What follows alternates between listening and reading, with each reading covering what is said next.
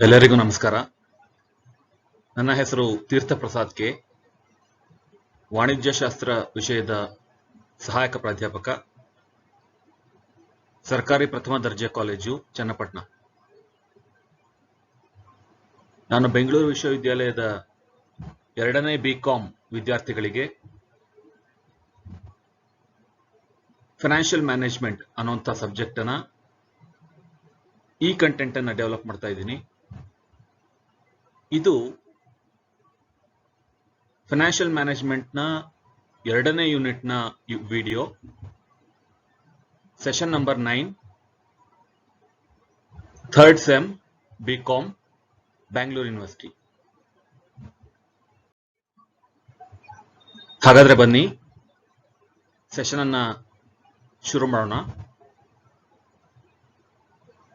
ಈ ಸೆಷನ್ ನ ವಿಷಯ ತುಂಬಾ ವಿಶೇಷವಾದ್ದು, ಟೈಮ್ ವ್ಯಾಲ್ಯೂ ಆಫ್ ಮನಿ.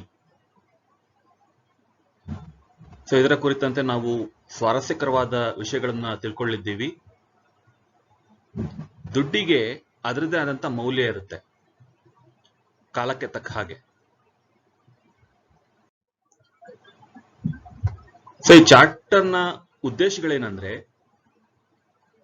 ಒಂದು, ಈ ಟೈಮ್ ವ್ಯಾಲ್ಯೂ ಆಫ್ ಮನಿ ಅನ್ನುವಂಥ ಕಾನ್ಸೆಪ್ಟ್ ಅನ್ನ ತಿಳಿಸೋದು, ಹಾಗೇನೆ ಮನಿ ವ್ಯಾಲ್ಯೂ ಅನ್ನುವಂಥ ಒಂದು ಸೆನ್ಸ್ ಅನ್ನ ನಾವು ಡೈಲಿ ಸಿಚುಯೇಷನ್ಸ್ ಅಲ್ಲಿ ಹೇಗೆ ಅಪ್ಲೈ ಮಾಡಬೇಕು ಅನ್ನೋದು.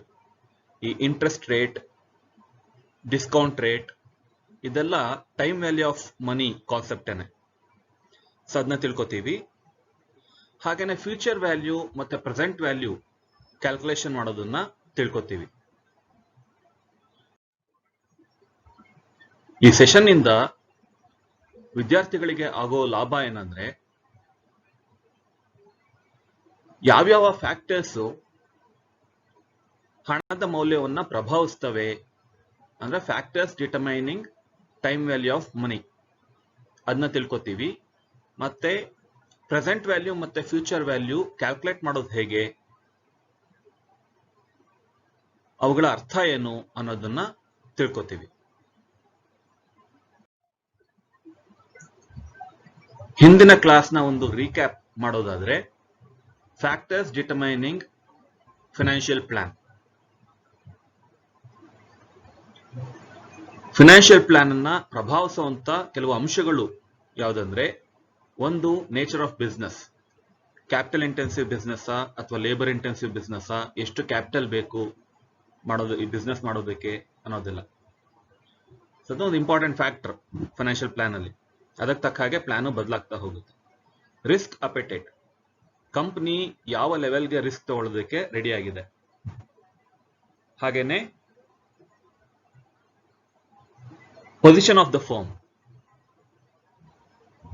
ಆ ಇಂಡಸ್ಟ್ರಿನಲ್ಲಿ ಆ ಬಿಸ್ನೆಸ್ ಫರ್ಮ್ ನ ಪೊಸಿಷನ್ ಏನು, ಮಾರ್ಕೆಟ್ ಲೀಡರ್ ಅಥವಾ ಬರೀ ಫಾಲೋವರ್, ಎಷ್ಟು ಡಾಮಿನೆನ್ಸ್ ಇದೆ ಆ ಕಂಪ್ನಿಗೆ. ಸ್ಟಡಿ ಆಫ್ ಫೈನಾನ್ಷಿಯಲ್ ಮಾರ್ಕೆಟ್ಸ್, ಈ banking system, stock market, debt market, economic growth, ಇದೆಲ್ಲ ಇದೆಯಲ್ಲ, ಸೊ ಇದೆಲ್ಲ ಸೇರಿ ಆಗಿರೋದು ಫೈನಾನ್ಷಿಯಲ್ ಮಾರ್ಕೆಟ್ಸ್. ಅದನ್ನು ಕೂಡ ಗಮನಕ್ಕೆ ತೆಗೆದುಕೋಬೇಕಾಗತ್ತೆ ಫೈನಾನ್ಷಿಯಲ್ ಪ್ಲಾನ್ ಪ್ರಿಪೇರ್ ಮಾಡಬೇಕಾದ್ರೆ. ಹಾಗೇನೆ ಎಕನಾಮಿಕ್ ಕಂಡೀಷನ್ಸ್, ಎಕನಾಮಿ ಒಂದು ಸೈಕಲ್ ಅನ್ನ ಫಾಲೋ ಮಾಡ್ತಾ ಇರುತ್ತೆ ಯಾವಾಗ್ಲೂ. ಒಂದು ಸ್ಟೇಜ್ ಅಲ್ಲಿ ಪ್ರಾಸ್ಪರಿಟಿ ಇರುತ್ತೆ, ಇನ್ನೊಂದು ಸ್ಟೇಜ್ ಅಲ್ಲಿ ಡಿಪ್ರೆಷನ್ ಇರುತ್ತೆ, ರಿಸೆಷನ್ ಇರುತ್ತೆ. ಸೊ ಎಕನಾಮಿಕ್ ಕಂಡೀಷನ್ ಹೇಗಿದೆ ಅನ್ನೋದನ್ನ ನೋಡಿಕೊಂಡು ನಾವು ಪ್ಲಾನ್ ಅನ್ನ ತಯಾರು ಮಾಡಬೇಕು. ಫ್ಯೂಚರ್ ಪ್ಲಾನ್ಸ್,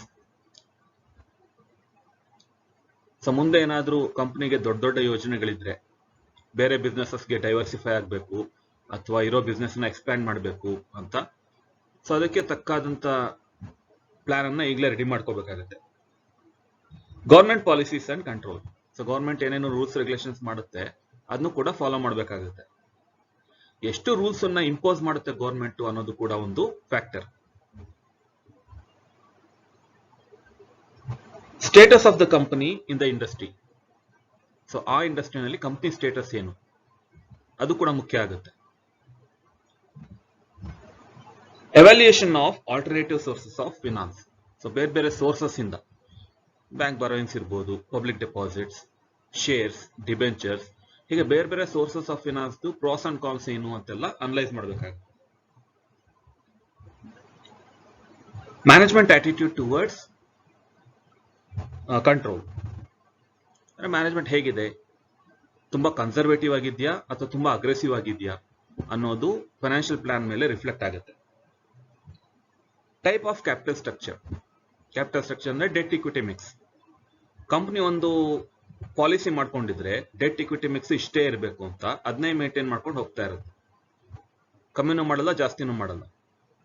ಸೊ ಆ ಥರ ಆ ಕ್ಯಾಪಿಟಲ್ ಸ್ಟ್ರಕ್ಚರ್ ಏನ್ ಟಾರ್ಗೆಟ್ ಮಾಡಿದೆ ಅದು ಕೂಡ ಫೈನಾನ್ಷಿಯಲ್ ಪ್ಲಾನ್ ಅಲ್ಲಿ ರಿಫ್ಲೆಕ್ಟ್ ಆಗುತ್ತೆ. So time value of money as A concept. ಹಣದ ಮೌಲ್ಯ ಕಾಲಕ್ಕೆ ತಕ್ಕಲಾಗೆ ಬದಲಾಗ್ತಾ ಹೋಗುತ್ತೆ. 1960ನೇ ಇಸ್ವಿನಲ್ಲಿ ನೀವೇನಾದ್ರೂ 10,000 ರೂಪಾಯಿ ಇದ್ದಿದ್ರೆ ಒಂದು ಬಂಗ್ಲೆ, ಕಾರು ಎಲ್ಲ ತಗೋಬಹುದಾಗಿತ್ತು. ಆದ್ರೆ 2020ನಲ್ಲಿ ನೀವು ಒಂದು ಒಳ್ಳೆ ಮೊಬೈಲ್ ಕೂಡ ಪರ್ಚೇಸ್ ಮಾಡೋಕ್ಕಾಗೋದಿಲ್ಲ. ಸೊ ಇದನ್ನೇ ನಾವು ಟೈಮ್ ವ್ಯಾಲ್ಯೂ ಆಫ್ ಮನಿ ಅಂತ ಹೇಳ್ತೀವಿ. Money value changes from time to time due to various factors. ಒಂದು ಸ್ಟೇಟ್ಮೆಂಟ್ ಕೊಡ್ತಾರೆ, money in the present is worth more than the same amount of money to be received in future. ಒಂದು simple example ಕೊಡಬೇಕು ಅಂದ್ರೆ, ಈಗ ನಿಮ್ಮ friend ನಿಮ್ಗೆ 5,000 ಕೊಡಬೇಕಾಗಿತ್ತು. ಆದ್ರೆ ಅವನು ಹೇಳ್ತಾನೆ ಅದೇ 5,000ನ್ನ 5 ವರ್ಷ ಆದ್ಮೇಲೆ ಕೊಡ್ತೀನಿ ಅಂತ ಹೇಳ್ತಾನೆ. ಆಗ ನೀವೇನ್ ಹೇಳ್ತೀರಾ? ಹಾಗಾದ್ರೆ ಬಡ್ಡಿ ಸೇರಿಸ್ಕೊಡು ಅಂತ ಹೇಳ್ತೀವಿ ಅಲ್ವಾ? ಸೊ 10% ಬಡ್ಡಿ ಅಂತ ಆದ್ರೆ 5,000 ಮೇಲೆ ವರ್ಷಕ್ಕೆ 500 ರೂಪಾಯಿ ಆಯ್ತು. 5 ವರ್ಷಕ್ಕೆ 2,500 ಆಯ್ತು. ಸೊ 5,000 ಪ್ಲಸ್ 2,500 ಬಡ್ಡಿ 7,500 ಆಯ್ತು. ಸೊ 5 ವರ್ಷ ಆದ್ಮೇಲೆ ಅವನು 5,000 ಕೊಡೋ ಹಾಗಿಲ್ಲ, 7,500 ಕೊಡ್ಬೇಕು ಬಡ್ಡಿ ಸೇರಿಸಿ. ಸೊ ಆ ಇಂಟ್ರೆಸ್ಟ್ ರೇಟ್ ಏನ್ ಅಪ್ಲೈ ಮಾಡ್ತೀವಿ, that is because of time value of ಮನಿ. ಅಂದ್ರೆ 10% ಇಂಟ್ರೆಸ್ಟ್ ರೇಟ್ ಅನ್ನ ಅಸ್ಯೂಮ್ ಮಾಡಿಕೊಂಡು ಇವತ್ತಿನ 5,000 ಏನಿದೆ ಅದು 5 ವರ್ಷ ಆದ್ಮೇಲೆ 7,500ಕ್ಕೆ ಕನ್ವರ್ಟ್ ಆಗುತ್ತೆ. ಸೊ ಆದ್ರಿಂದ 5 ವರ್ಷ ಆದ್ಮೇಲೆ ಇಟ್ ಶುಡ್ ಬಿ 7,500 ಅಲ್ವಾ? ಯಾಕೆ ಅಂದ್ರೆ ಮನಿ ವ್ಯಾಲ್ಯೂ ಚೇಂಜ್ ಆಗ್ತಾ ಇರುತ್ತೆ ಒಂದು ಕಾಲದಿಂದ ಇನ್ನೊಂದು ಕಾಲಕ್ಕೆ.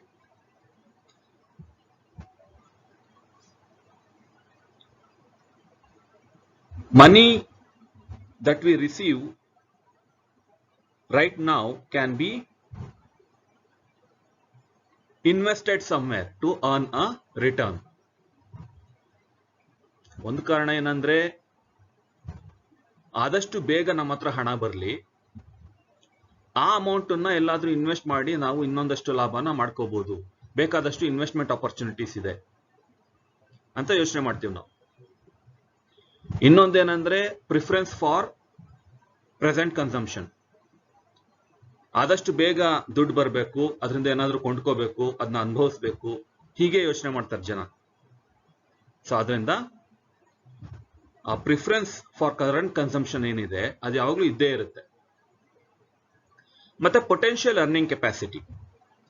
Money always has potential earning capacity. ಹಣ ಯಾವತ್ತಿದ್ರೂ ಐಡಲ್ ಆಗಿ ಬೀಳ್ಬಾರ್ದು. ಎಲ್ಲ ಒಂದ್ ಕಡೆ ಸರ್ಕ್ಯುಲೇಟ್ ಆಗ್ತಾ ಇರಬೇಕು, ಎಲ್ಲ ಒಂದ್ ಕಡೆ ಇನ್ವೆಸ್ಟ್ ಆಗಬೇಕು, ಪ್ರಾಫಿಟ್ ಬರ್ತಾ ಇರಬೇಕು, ಇದೆಲ್ಲ ಆಗ್ತಾ ಇರಬೇಕು. ಹಾಗೆ ಬಿದ್ರೆ ಅದು ಡೆಡ್ ಸ್ಟಾಕ್ ಆಗ್ಬಿಡುತ್ತೆ. ಸೊ ದುಡ್ಡು ಏನಾದ್ರೂ ಐಡಿಯಲ್ ಆಗಿದ್ರೆ ಅದು ಒಳ್ಳೇದಲ್ಲ, ಆರ್ಥಿಕ ದೃಷ್ಟಿಯಿಂದ ಒಳ್ಳೇದಲ್ಲ. ಸೊ ಅದರಿಂದಾಗಿ ದುಡ್ಡಿಗೆ ಯಾವತ್ತೂ ಕೂಡ ಪೊಟೆನ್ಷಿಯಲ್ ಅರ್ನಿಂಗ್ ಕೆಪಾಸಿಟಿ ಇದೆ, ಮತ್ತೆ ಅದನ್ನ ಬಳಸ್ಕೋಬೇಕು.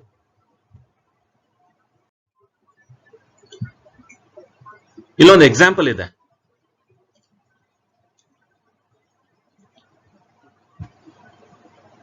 ಸೊ ಇದನ್ನ ಸಿಂಪಲ್ ಆಗಿ ಹೇಳ್ತೀನಿ. ಡಾಲರ್ ಅಂತಿದೆ, ಆದ್ರೆ ರುಪೀಸಿಗೆ ಮಾಡೋಣ. ಅದು ಈಗ ಯಾರೋ ನಿಮ್ಗೆ ಒಂದು ಕೆಲಸ ಮಾಡ್ಕೊಡಕ್ ಹೇಳ್ತಾರೆ.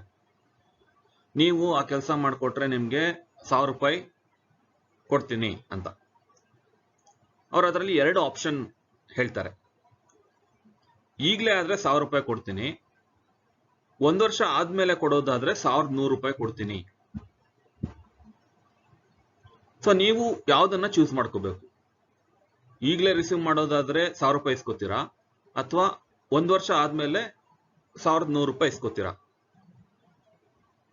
ಸೊ ಏನ್ ಮಾಡ್ತೀರಾ?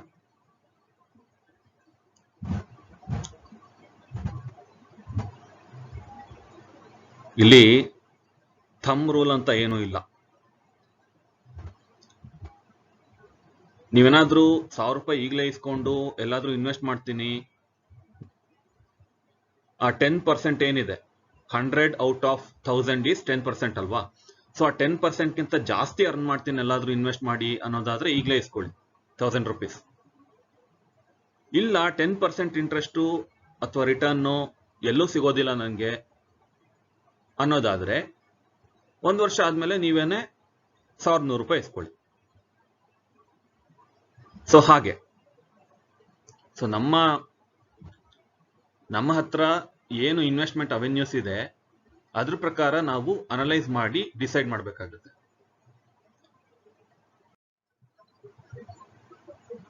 ಸೊ ಕೆಲವು ರೀಸನ್ಸ್ ಏನಂದ್ರೆ, ಟೈಮ್ ವ್ಯಾಲ್ಯೂ ಆಫ್ ಮನಿಗೆ ಒಂದು ಅನ್ಸರ್ಟನಿಟಿ ಅಬೌಟ್ ಫ್ಯೂಚರ್. ಮುಂದೆ ಏನಾಗುತ್ತೆ ಅಂತ ಊಹೆ ಮಾಡೋದಕ್ಕೆ ಯಾರಿಗೂ ಕೂಡ ಸಾಧ್ಯ ಇಲ್ಲ, ನಿಖರವಾಗಿ ಊಹೆ ಮಾಡೋದಕ್ಕೆ ಸಾಧ್ಯ ಇಲ್ಲ ಅಲ್ವಾ? ಅದು ಫೈನಾನ್ಷಿಯಲ್ ಮಾರ್ಕೆಟ್ಸ್ ಅಲ್ಲಿ ಯಾವಾಗ ಬ್ಯಾಂಕ್ಸ್ ಬಡ್ಡಿ ರೇಟನ್ನ ಕಡಿಮೆ ಮಾಡ್ತಾವೋ ಜಾಸ್ತಿ ಮಾಡ್ತಾವೋ, ಎಕನಾಮಿಕ್ ಗ್ರೋತ್ ಎಷ್ಟಿರುತ್ತೋ ಏನೋ ಅದ್ರ ಪ್ರಕಾರ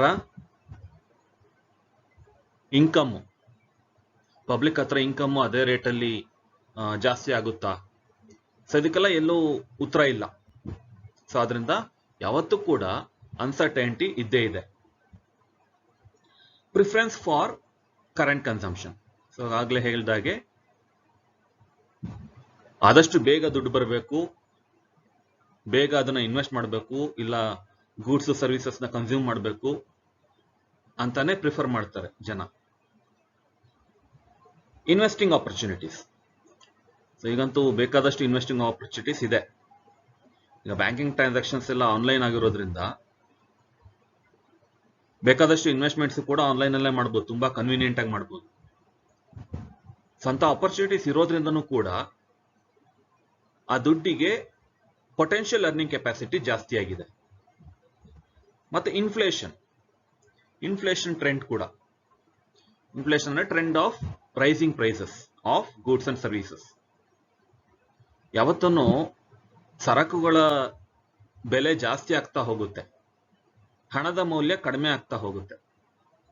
ಸೊ ಅದನ್ನ ನಾವು ಇನ್ಫ್ಲೇಷನ್ ಅಂತ ಹೇಳ್ತೀವಿ. ಸೊ ಅದು ಒಂದು main reason time value of ಮನಿಗೆ. MCQs ಗೆ ಬರೋಣ. What is time value of money in simple terms? So options ನೋಡ್ಕೊಳ್ಳಿ. Changes from time to time ಅಲ್ವಾ? ಸ್ಟಾಗ್ನೆಂಟ್ ವ್ಯಾಲ್ಯೂ ಅಲ್ಲ ಅದು, ಕೀಪ್ಸ್ ಆನ್ ಇನ್ಕ್ರೀಸಿಂಗ್ ಅಲ್ಲ.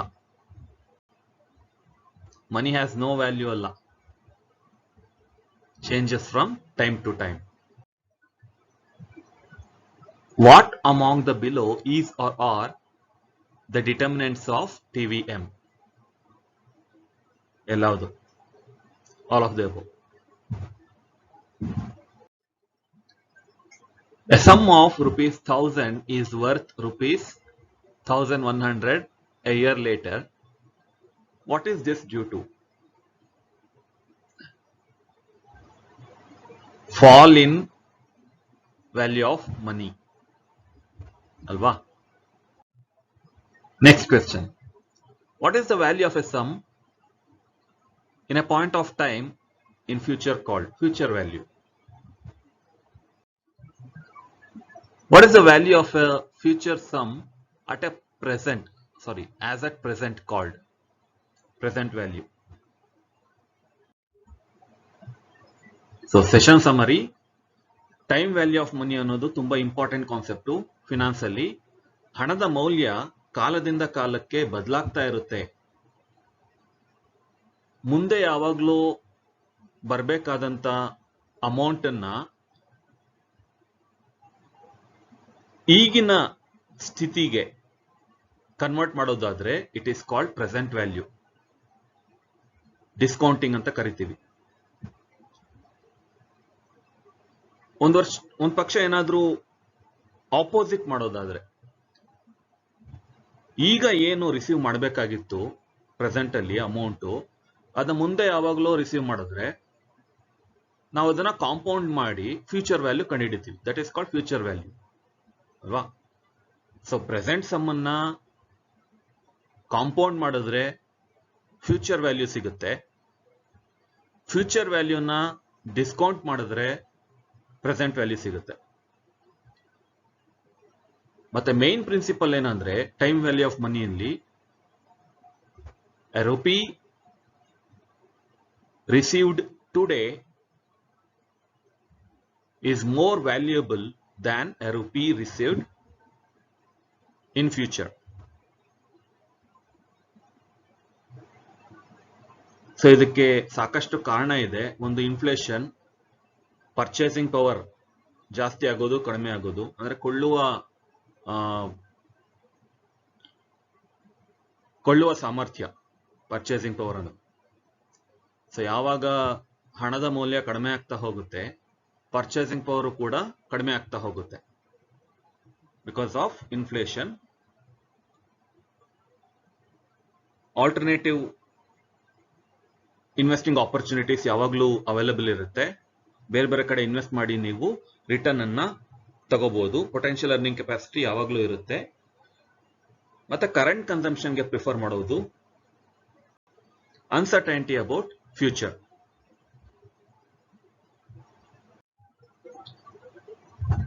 These are the references.